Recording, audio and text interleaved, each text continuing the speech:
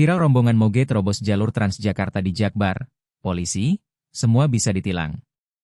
Beredar di media sosial video yang memperlihatkan rombongan pengendara motor gede, moge, menerobos jalur Transjakarta di wilayah Jakarta Barat. Video itu diunggah oleh akun Instagram Depok Vet, Minggu, 3 Agustus 2025.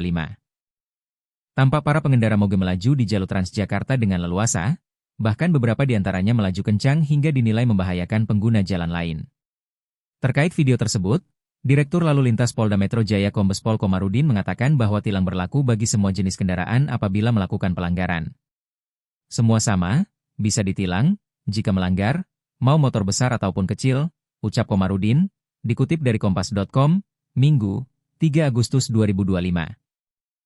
Komarudin memastikan pihaknya akan menindaklanjuti pelanggaran tersebut apabila nomor registrasi kendaraan bermotor, NRKB, tidak sesuai.